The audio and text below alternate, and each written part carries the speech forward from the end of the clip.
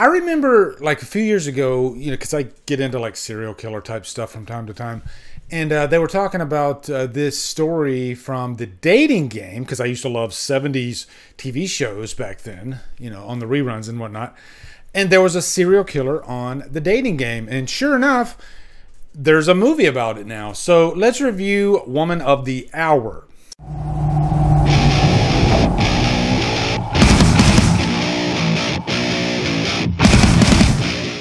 Woman of the Hour stars Anna Kendrick, Daniel Zavato, Nicolette Robinson, Autumn Best, and is directed by Anna Kendrick. Bachelor number 2. What are girls for? Why does this feel like a trap?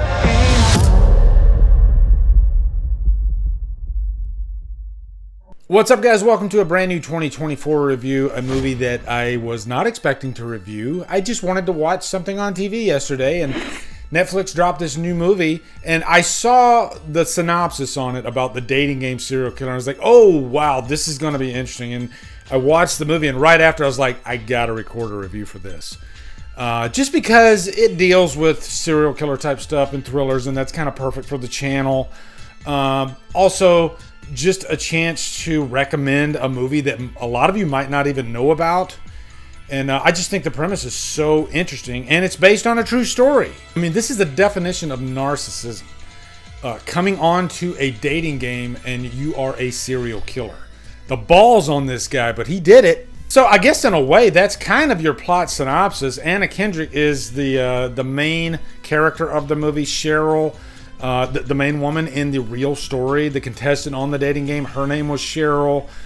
In the movie, Anna Kendrick is an aspiring actress, and we all know how tough it is to make it in Hollywood. She moves to Los Angeles to try to get auditions and whatnot, and out of desperation, she takes a spot on the dating game. Many of you might not know about this story, so I won't spoil if she actually gets killed or not. I'll let you know. You could do the research and find out for yourself, but I like the way Anna Kendrick tackled this subject to try to put a different spin on a serial killer type of movie, because we get so many of them, or even like just true crime. You know, we just had the Menendez, the movie and the documentary, great stuff.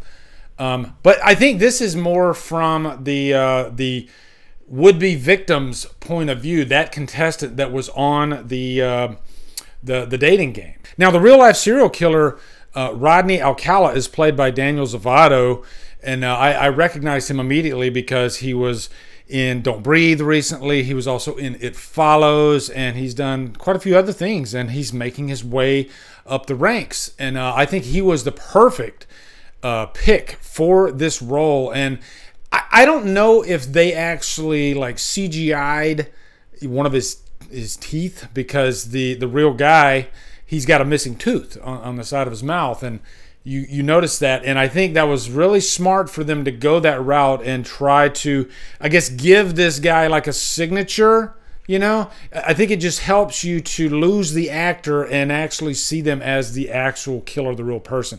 And that really helped. I doubt he pulled his own tooth, although there have been actors that have done it. Jim Carrey chipped his own tooth for Dumb and Dumber, for a comedy. You know, so some actors, they take it to that level. But I don't think he did. I'm guessing he didn't. But Anna Kendrick does such a great job of finding balance in this story. It is from from Cheryl's point of view, but you still get plenty of stuff about Rodney Alcala and you know, his victims. This guy murdered, you know, on the books, I think 8 or 9 people, but it's rumored that it was actually like 130. So the guy was just a complete monster. And again, to have the balls to actually go on national television on the dating game, and, you know, Cheryl, she ends up picking that guy. We're gonna have a great time together. It may be the creepiest episode ever on the dating game, because this bachelor looking for love back in 1978 is actually a serial killer. I'm called the Banana, and I look really good. And what happens after that, whether she goes on the date with the guy in real life, you know, again, I won't tell you because you might not want to know that information. But there was a different director attached to this, and that fell through. And Anna Kendrick was so passionate about the project that she said, you know what, I'll do this. And I think this might be her first directing job. And I think it's important to pick something that you're passionate about for your first directing job. And you could tell that she was passionate. She definitely wanted to showcase the woman's point of view. And back in that time, late 70s, women were treated differently than they are today. There were so many male chauvinist pigs working in Hollywood at the time, and she took this as a good opportunity to showcase that this is the way things were. I've even seen like documentaries, like say the Canon Films documentary, which is one of my favorite documentaries, but they talk about that stuff, about how women were treated back then. And there was massive drug use, and it was just a really tough field to be in back then, to be a young actress and constantly being ridiculed and picked over as far as your personal appearance. And that's in here. You'll see that they're like literally ignoring her as she's trying out for these parts. But this is a much more character-based serial killer movie. It's not like straight up blood and guts. I'd say it's more like Zodiac, even though that movie is much more involved. Whereas this scratches the surface on that stuff, if I'm being honest. But it definitely gets the point across that it's trying to make. Not just the treatment of women, but also the cops back then. And I think a lot of cases, they didn't care sometimes, I guess, depending on who the victim is.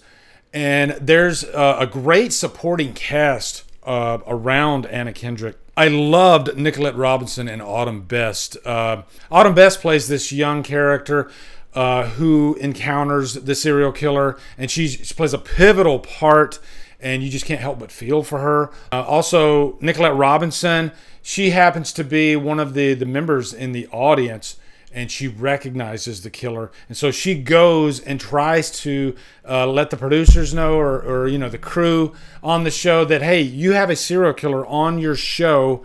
And she even goes to the cops, and they don't want to hear it. And there's a great scene in there where she's talking to the cops, and she just literally like screams, "Do your fucking job." And I just got chills during that scene. She does a phenomenal job. So if you want a serial killer movie that's really character driven, but also gives you a good idea of who the serial killer is, showing his narcissistic side, which most serial killers are narcissists, this is definitely the movie for you. It's directed beautifully by Anna Kendrick. And I can't give her kudos enough. And great performances all around. And I just found it refreshing. It's not like every other serial killer. And sometimes I just want, maybe to see it from a different perspective. And this being Cheryl, who was on the show, without taking anything away from the actual killer himself. Or I guess the story. You know what I mean? So I loved this movie. I thought it was really great. Definitely giving it a purchase worthy. Highly recommending it to you guys. I don't really see that many original Netflix horror movies that I, jump through hoops for. But this one was quite surprising. I wouldn't call it straight up horror. It's more a thriller. But there's definitely some uncomfortable moments in this, because you as the viewer know in a lot of the scenes what the outcome is going to be, and you're just kind of watching it unfold. So yeah, that is my review for Woman of the Hour. Definitely check it out. Also, be sure to come over to Killer Flicks, where we talk horror all day and every day. And on Fridays, we do Fever Fridays. Follow me at Drumdums on all my socials. Check out my second channel, Drumdums Xtra, as well. Anyway, guys, thank you so much for watching. Have a good day, and Drumdum out.